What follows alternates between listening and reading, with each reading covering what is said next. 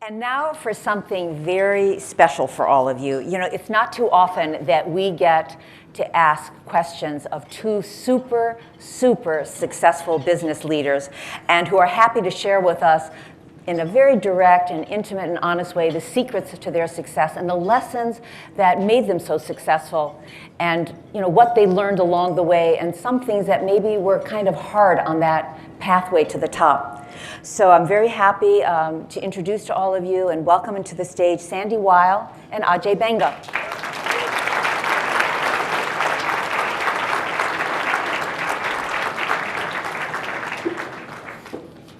Sandy, you're going to sit in the middle, and Ajay at the end there. I'm going to sit here. I can't sit over there. Do you play? Yeah. Thank you so much, both of you, for doing this. And let me just start by saying, before we all gathered here, we were in a room with, I don't know how many, maybe 50 students. And I thought they were very sharp. They asked a lot of good questions. What stood out for you, Sandy? I think what stood out for me is how thoughtful these young people are. And they really have thought out what they want to do next. And they've really, I think, accomplished a lot. And they're only high school students. And they're only high school, yes. But I think, in a way, a lot of them are very lucky that they didn't grow up with a silver spoon. And they have the strength and the stick-to-itiveness to get as far as they have so far. And I think most of them really look at change, and we're living in a world that's changing all the time, but they look at change as an opportunity rather than something to be fearful of. So yeah, it's very impressive, very inspiring. Ajay, what stood out for you? What was your takeaway as you were? Tough questions. There was this lady who she was the first one. I kind of looked at her and said, I'll get an easy question from her. She had 6 questions ready, and she went like, okay, I'm going to go through the first one. And so what stood out for me was, I guess, one, they are just incredibly inspiring because they haven't got what I had when I was lucky enough to be growing up, but they're making it for themselves. And all that these kids want, I was talking to a number of them after that, all that they want is a chance to be able to show that they can be as good as any one of us. And I think they deserve that chance. And that kind of is what inspires me about these kids. I found it really good. You know, a lot of kids today, and not just high school, but college too, they feel like they have to have a plan, where they're going to be, what they're going to do next, and then stick to that plan no matter what. Now, you said that's not the way to go. Tell us why. Well, I think that you can overplan your career and it doesn't take you anywhere. And I think the right thing to do, for example, if you ask a young kid who's out of college or school, what are you going to be in 10 years? How the heck can they answer you with truth? And yet all our companies, all our interviewers think that's a good question to answer. And it's a stupid, dumb question. because if I knew today what I wanted to be in 10 years, I'd be Sandy, and I'm not. So I wish I knew, but I'm not. So he's an old friend, I can pull his leg. So I don't know where I want to be in 10 years either. See, that's the problem. I want to be you. Yeah. You may get a beard and a turban, Sandy. I'll give you one. I'm willing to try. Well, you know, some of you missed out on this, but Sandy had a great story to these kids when we were talking about planning, and he said that Warren Buffett knew at a very young age that his goal was, I want to be rich. And he succeeded. He's one of the richest men in the world. Sandy is rich too, and he hit all of his goals, but he had a different strategy. You told a very cute story about you and Joan when you were first married, and what was number one on your priority list? Well, our first goal was to buy a deep fryer. And the second goal was? It really is true. And but I have a point to make there. You can see Sandy and Joan. That deep fryer was not for Joan, it was for Sandy. I just want to be clear. That's true. But I couldn't afford to change the oil, so But you got to hear what the second goal was after you got the deep fryer. Our next goal in life was to be able to buy a Kodak slide projector, which is for those of you that don't know, it's the equivalent of the old days of an iPhone.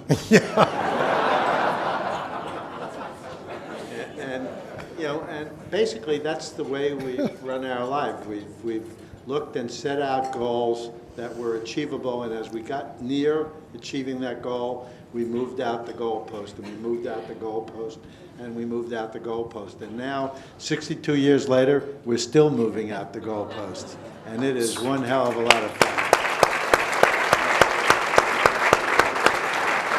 What I want to ask you, though, Sandy, and actually what's interesting about you two guys, you have known each other for a really long time. Actually, Sandy recruited Ajay to Citigroup, for those of you who don't know that, and you worked together for many years, but you have very different backgrounds. Ajay, you grew up in India. You did all of your schooling and advanced learning, everything in India. You're a Brooklyn boy. You went to Cornell University. You're a product of American education system, but you have some very similar ideas. And what I want to find out from both of you is, what was it in your growing up years that you think this way? I mean, what was the most important lesson that you learned that set you on the right path for success? Well, you know, I wasn't... The most important thing. Don't give the long list. Okay. Okay. They said we only have 20 minutes for this conversation. Okay. That's why I'm trying to drag it out. But basically, I think the thing that was best for me, because I was a very poor student, and my parents moved back to New York after World War II, and there was a shortage of housing, so they sent me away to military school for a year. And then hopefully they would have a house. But I really flourished in that environment and learned how to take discipline before I became a disciplinarian.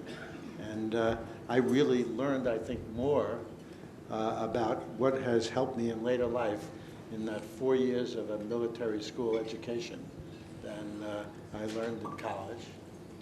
College, I learned about women. Joan didn't hear that. She didn't hear that. She's not paying attention to you. She's heard this story earlier. But basically, the smartest thing I did, and advice I would give to anybody here, is before you get married, pick the right person, because if you don't make a mistake on that first one, you are much better off. And Joni and I are going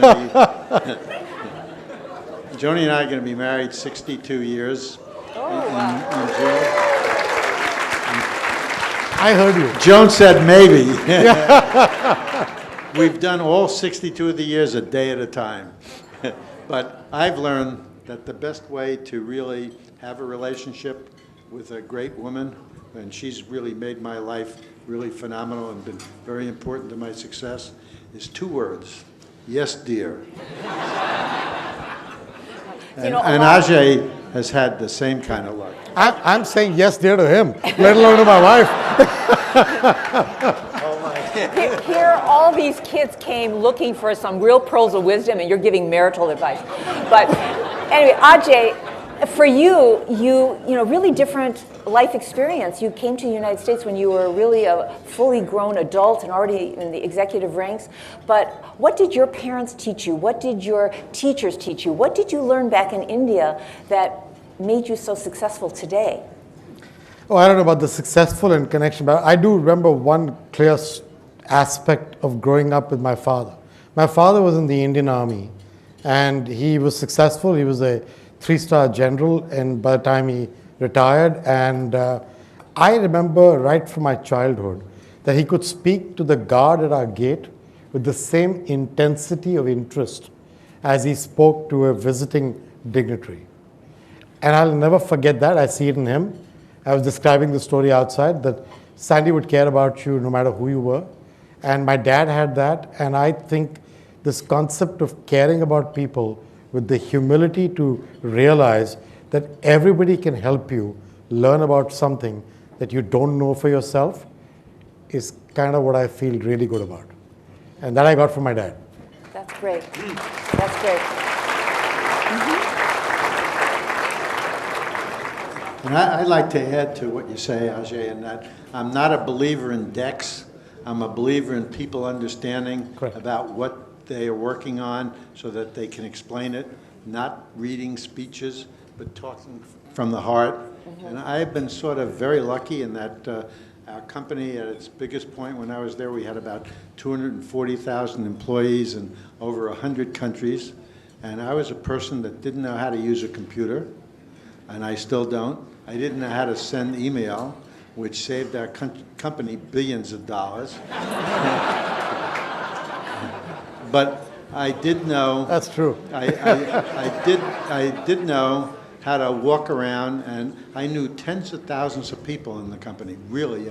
I knew their families, and my wife knew their families. We included spouses in planning what the company was going to do, so that we had two people that supported what the person that was working with us knew and was doing, because we're in a stressful business. And when the person came home, whether it was a he or a she from our company, the other partner understood what was happening. And we built something, and I knew what was going on in that business without having all the tools that make it so efficient today. Well, now that you bring up the part about the computer, I just want to share with everybody, when we were talking to the students earlier, both of these guys said the importance of technology. Sandy said everybody should know how to code. And he didn't know how to use a computer, do an email, but everybody should know how to code. And Ajay said that everyone should learn about technology and get comfortable with it early on. But you guys know that a lot of kids today say, I'm not good at math, I'm not good at science. And so teachers and parents say, you know, okay, how about history, how about music, how about something else? What, if this is so important, science, technology, engineering, and math, what do parents and teachers and students have to do to make it, as you said, it's your friend. You said technology is your friend. Well, I think, first of all, I don't think that technology is something that you should think of only as STEM.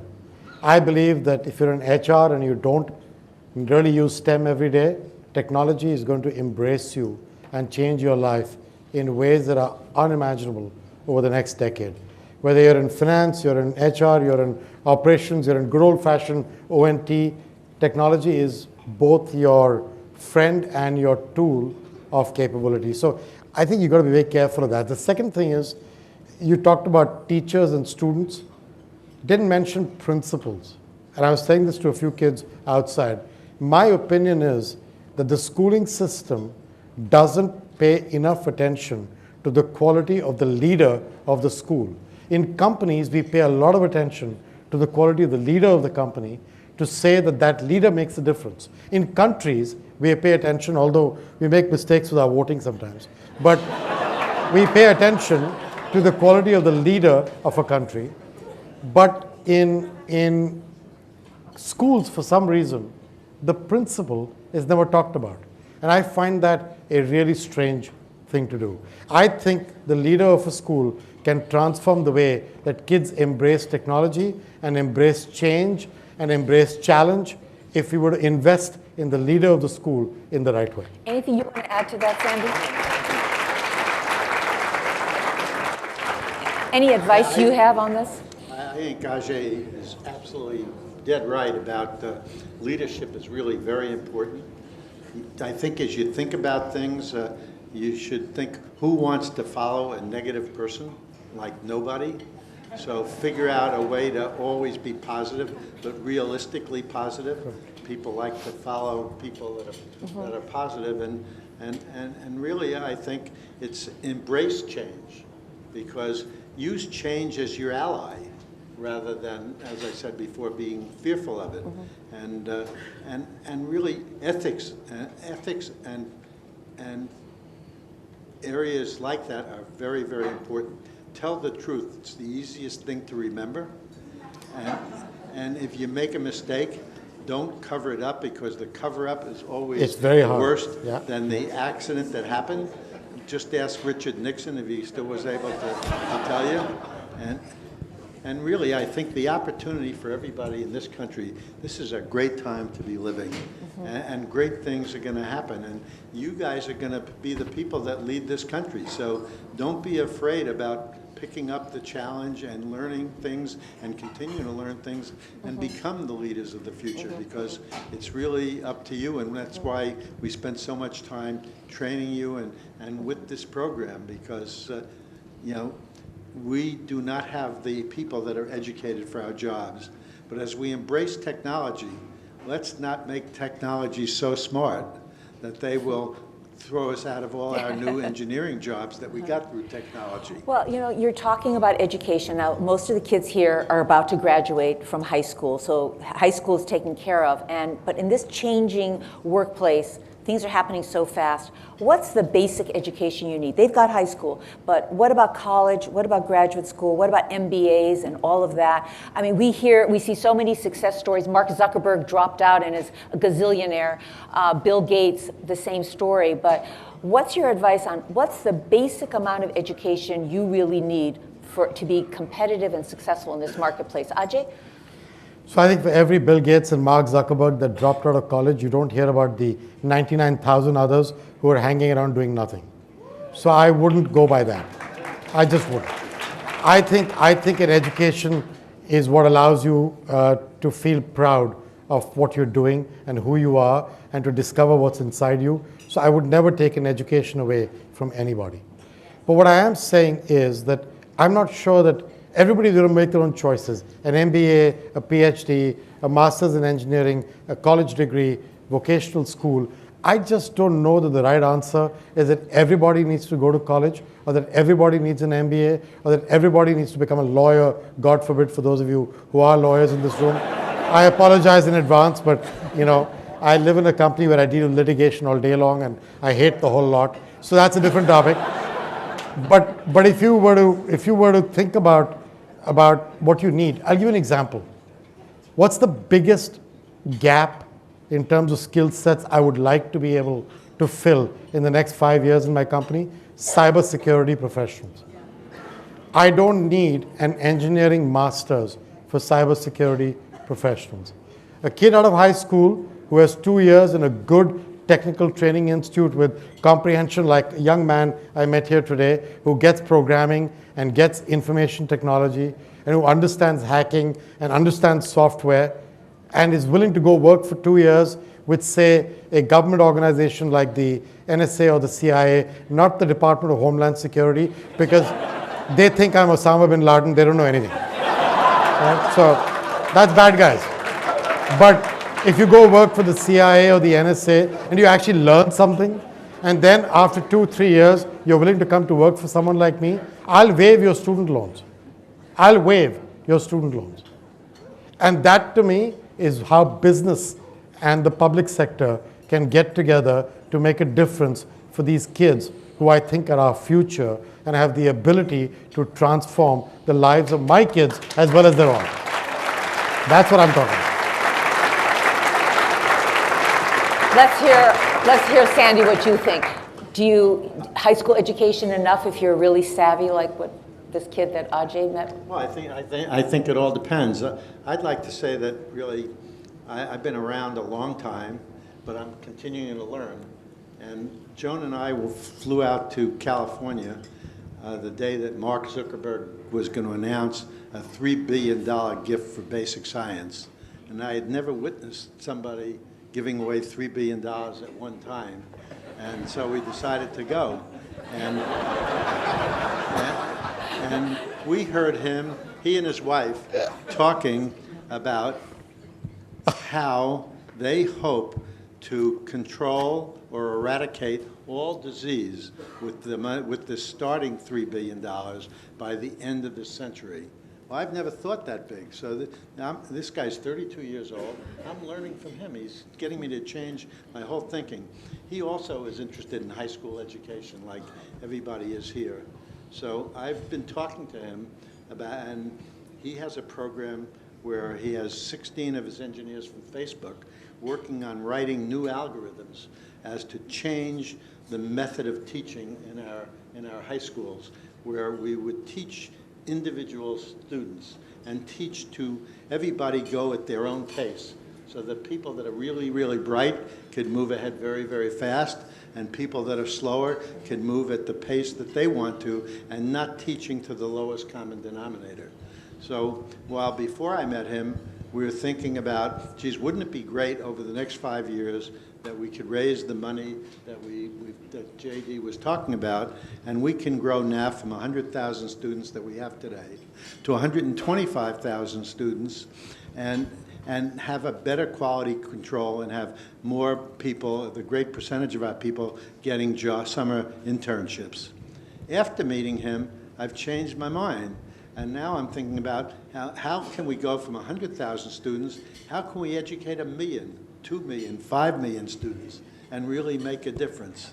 And I think that's our objective. So think big, Pretty dream cool. big. That's a great lesson. You know, Ajay, And I don't have to the end of this century to do it, so. did you hear that, Meanwhile, JD? JD has a monumental headache right now. That's it. You know, Ajay, you were talking about you have 300,000 applications every year, and you just take a small percentage of it. And you were also just talking, I would hire a kid who could do X, Y, Z. A lot of the kids here, now they've mastered to finishing high school, but they've got to get a job. And many of them are ill-prepared for going on those job interviews and are all thumbs.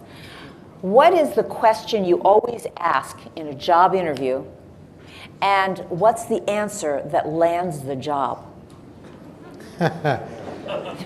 So there's actually not a single question I ask, but I do spend a lot of time getting to understand a person's background and family. I look for people who find that they need what they're going to come and do with me. I want people who need things. I want people who will be hungry for the opportunity so long as they get a level playing field, which I promise them they will get. As far as I'm concerned, just imagine, if you look the way I look and you run a big American company of a fairly large size, which has done well over the last few years, the one thing I truly believe in, I don't care where you came from, I don't care what you look like. I really care what you do and how you do it. That's all I care about.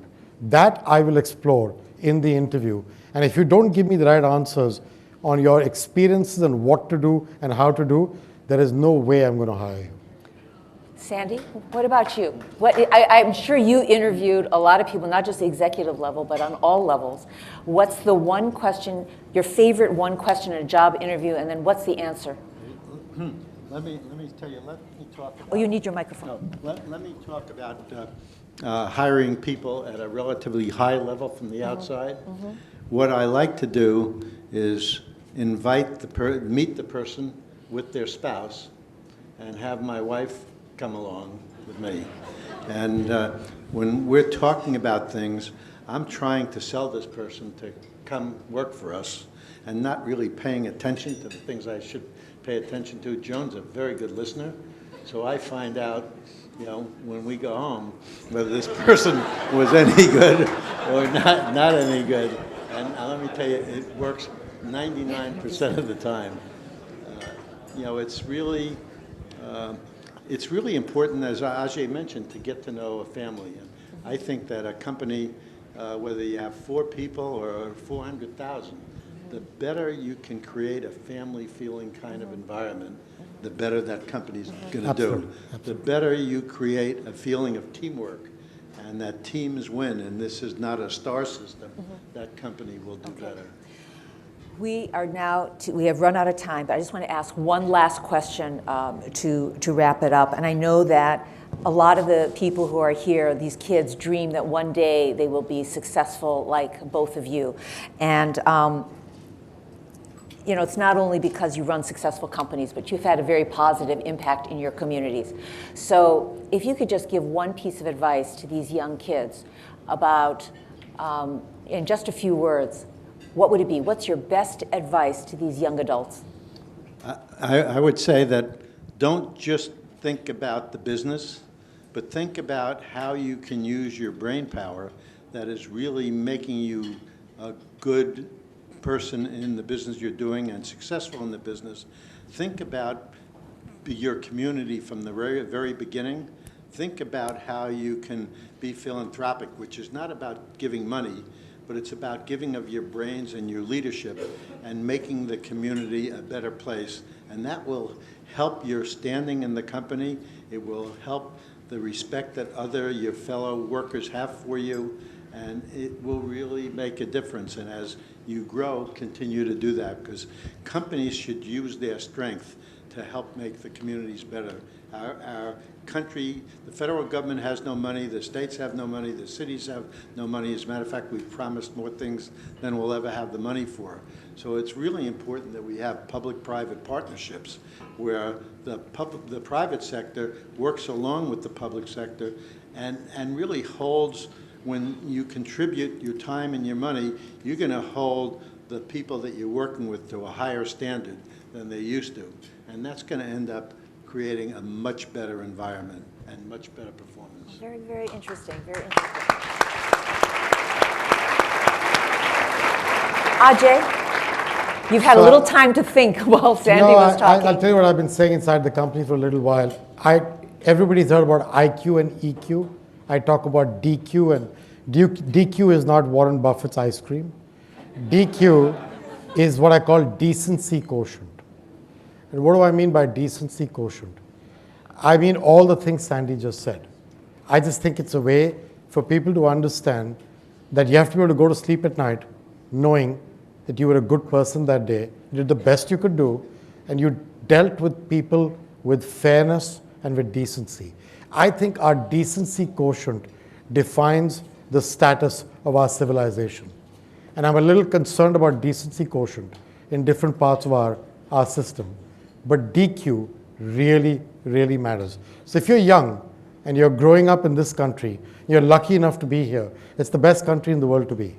You should know that your DQ will determine how well you do in your life, not your IQ or your EQ. And let me just...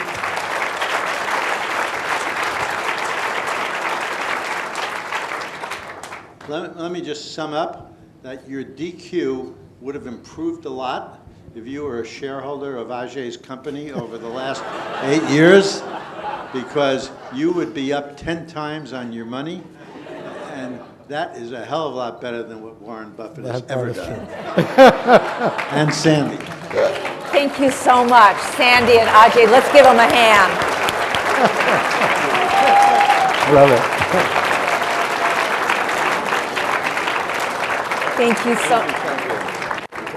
Thank you so much.